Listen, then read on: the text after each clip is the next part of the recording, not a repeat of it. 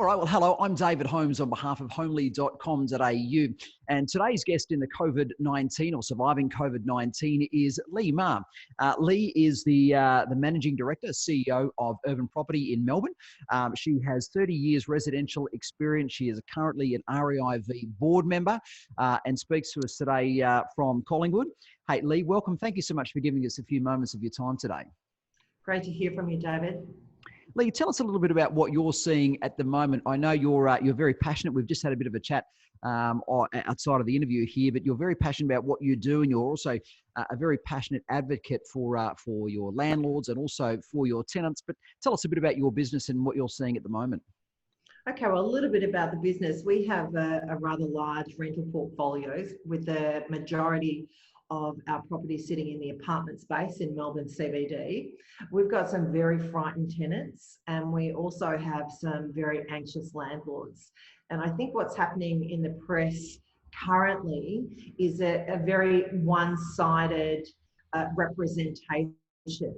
And I think our landlords need to have a genuine voice presented through media so that these tenants that are almost anarchists in one way or another, or presenting an opportunity or proposing almost an economic terrorism, need to understand that this position is frightening retirees that rely solely and wholly on their rental income. All right.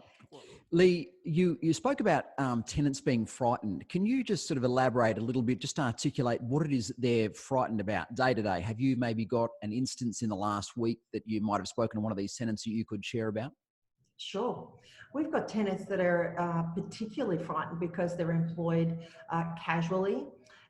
Their shifts are now non-existent. Some of those tenants will be able to apply for the government handouts, the government JobKeeper payments. Yes. But others won't because they're international students. So they're here on certain visas that allow them to work temporarily, and those jobs have dried up. So they're having to call home and have mum and dad help them with their rental payments. They're not sure how to go about asking for hardship, what it actually means, if it means a rent holiday.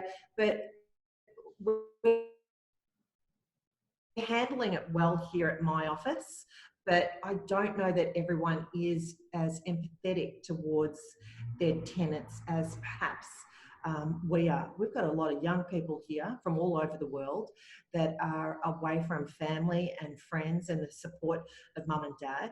So we've had to really step up and support those young people. And we've also had some examples of brilliant and overwhelmingly generous landlords say to us, speak to us, if the tenant needs a temporary reduction in rent, then we've been able to negotiate that very quickly. Okay. They'll have time to pay it back over an extended period of time. So significant rental reductions that, it's not a rental holiday, but it is a break, and it does allow and alleviate some of that financial pressure while still allowing our landlords the confidence, the financial confidence, knowing that they will be able to make their mortgage repayments at the same time. Right. So how does that affect your staff at the moment? Obviously, you've got property managers in place that are not only just playing the role of a property manager, but are probably also playing the role of a counsellor, the listening shoulder, the listening ear, all those sort of things. So have you got fixes in place for your staff as well as the tenants, or are you just shouldering all that load yourself or through the team? We have a team meeting at 4:30 every night. So I've got staff that are working sometimes from the office, sometimes out of the office, sometimes from home, but we're zooming in between 4:30 and 5:30 every night. We're allowing ourselves to offload, to talk about what their day has looked like. It's a real company debrief session. Absolutely. Yep. So the day that has been and the day that's going to be, the following day, the counselling that we're giving some of our tenants, but also it gives my staff an opportunity to talk to me and debrief and let go of some of the emotion and the frustration and the fear that many people are experiencing at the moment. So we can have a laugh at the same time. Who are the unheard people in this scenario at the moment? We've talked about the tenants; they're frightened at times. You guys have got a lot of work to do as property managers, but are there people who just aren't being heard in this scenario? Is it the landlords? It is the landlords that are not being heard. Absolutely. All of this talk about a rental strike, all of this talk about, landlords having to gift times in property away to tenants. It almost feels to me like a sense of anarchy, or it's almost like an economic terrorism that some of our landlords are feeling at the moment. They're wondering how they are going to be able to pay their mortgage when politicians speak to terms such as rental holiday. The banks will not just waive mortgage repayments. That's not going to happen. What the banks will allow is mortgage payments to be deferred, which will lengthen the life of the loan. Interest will continue to accrue on the loan. Some of our landlords are already paying interest-only loans. They're stretched already, yeah. They're already stretched. It's very, very difficult. And some of our landlords have been stood down as well. So it's not just tenants that are being stood down from work. It's landlords. I think we have that view of the property investor, as you said before, swanning around in white linen on the bow of a yacht or something. But that's not the case. A lot of these are working mums and dads who have finally got themselves ahead. They've bought an investment property, and now they're being laboured with everything that's current at the moment. Yeah, and it's not fair. It's really unfair. We've got retired couples that rely on a monthly basis on the income from their rental properties. So they're self-funded retirees. It doesn't make them wealthy people. If they only own one, or if they only own two rental properties and nobody's paying their rent, these people are starving. These people are genuinely frightened. Absolutely. So inside of that, how do you then get on the front foot with your landlords? I mean, we understand the tenancy, there's some relief there. How do you get on the front foot? Because the information that they're listening to is exactly the same media that we're watching and listening to, or listening to the radio, however that sounds. So how do you get on the front foot with quality information and alleviate some of their concerns? We've been able to provide a number of emails directly to our entire database of landlords, giving them some reassurance. We got a really fantastic response to those emails going out, and that really explained to our landlord clients what type of financial support we can offer the tenant so that nobody is disadvantaged, so that the tenant can experience some immediate financial relief, and then over a period of time, an abatement of the owed rent will be paid over an extended period of time. So it does give someone who's lost their job today an immediate discount in their rent, but it does also mean that they're going to have to repay that rent over a period of time. We've also discussed putting a freeze on rental increases for some of our tenants, and our landlords have been very receptive to that.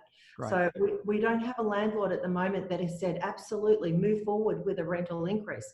No one is doing that, and we certainly wouldn't be supporting or advocating that in the current climate. We've got landlords that are calling us saying, listen, we've got our property that may become vacant. We're prepared to negotiate. We're prepared to help. We're prepared to be in this together with our tenants. So, I don't know, maybe I've got the best clients in the world. I'm not really sure. Maybe you do. And if you do, well done.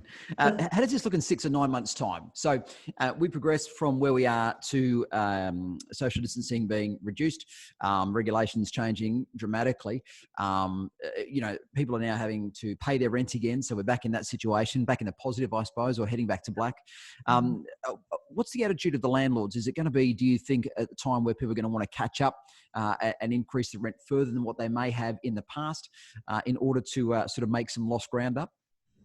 I'm not sure about that. I think we've experienced a social change, and I think our community and our country as a whole has come together, and I believe that we will find some big heart in who we are as Australians and certainly as Victorians. And I think Dan Andrews has got a lot to do with that. I think he's doing a really good job, and some of the language used around and surrounding a perceived backflip on the position in regard to private inspections being banned and now not banned, we can give some genuine credit to the Real Estate Institute, to the Real Estate Institute of Victoria, Leah Kalnan, our president, and Gil King, our CEO, in and around that negotiation.